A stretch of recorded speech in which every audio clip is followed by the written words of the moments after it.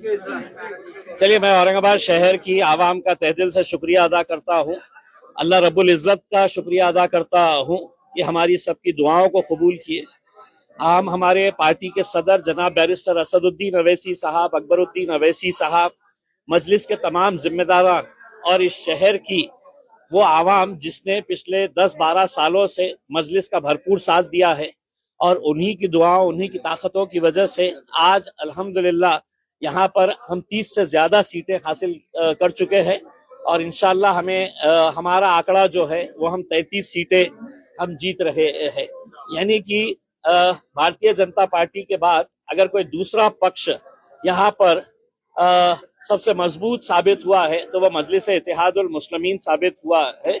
और हमें खुशी है, हम आवाम का तहे दिल से सर झुकाकर उनका शुक्रिया अदा करते हैं कि वो लोगों ने एक मरतबा फिर मजलिस के ऊपर भरोसा जताया, और ऐसे ऐसे आम लोगों को जो हमने टिकट दिया वो लोग आज मजलिस के टिकट के ऊपर चुन के आए हैं। हम उन्हें भी मुबारकबाद देते हैं और उम्मीद करते हैं कि औरंगाबाद शहर के विकास के लिए हम कटिबद्ध रहेंगे। हम पूरी कोशिश करेंगे शहर के अंदर अच्छा विकास हो, और भारतीय जनता पार्टी जो सिंगल लार्जेस्ट पार्टी बन के आई है वो शहर के लिए अगर कुछ अच्छे फैसले लेती है तो हम उनका साथ देंगे, और अगर नहीं लेती है तो हम एक विरोधी पक्ष का जो रोल होना चाहिए वो बखूबी अच्छी तरीके से निभाएंगे।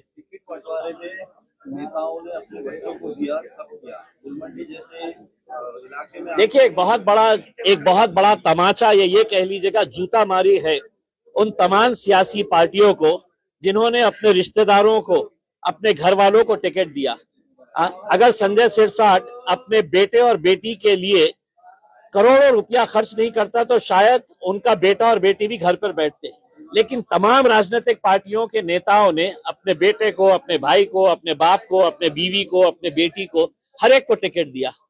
नतीजा क्या हुआ कि लोगों ने एक पैगाम दिया है कि हम सिर्फ गोटियां खेलने के लिए नहीं है, हम सिर्फ है तो चद्दर बिछाने के लिए, शतरंजियां बिछाने के लिए नहीं है, हम भी पार्टी के मजबूत लोग हैं, हमें भी टिकट मिलना चाहिए करके। एमआईएम एक वाहिद पार्टी थी जिसने ना किसी घर वाले को ना किसी रिश्तेदार को दिया। हमने आम लोगों में से लोगों को उठाकर, और जो पार्टी के बारे में हमारे ऊपर इल्जाम लगाते हैं कि एमआईएम जातिवादी पार्टी है, आज कितनी सारी हिंदू महिलाओं को हमने चुना कर लाया है, एसटी समाज की महिलाओं को हमने चुना कर लाया है, दलित समाज के हमारे कितने सारे भाइयों और बहनों को हम लोगों ने चुना कर लेके आया है।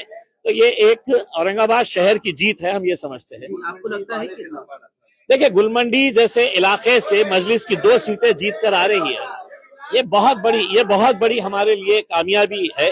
हम एक इलाके के तौर के ऊपर नहीं देख रहे हैं, हम ये शहर के अंदर अपना जाल कैसे फैलाए हैं, लोग क्यों हमारा साथ दे रहे हैं, क्योंकि लोगों को अब यकीन आया है कि हमको ये सेना पे भरोसा नहीं है, हमको ये पार्टी के ऊपर नहीं है। कांग्रेस एनसीपी तो बिल्कुल खत्म कर दिए है उसमें अंदर। तो मजलिस के साथ अपने काम की बुनियाद के ऊपर और लोगों के यकीन के ऊपर हम खड़े उतरते हैं, इस वजह से साथ दिए। इसी तरह मालेगांव में भी सिंगल लार्जेस्ट पार्टी साबित हुई है एमआईएम।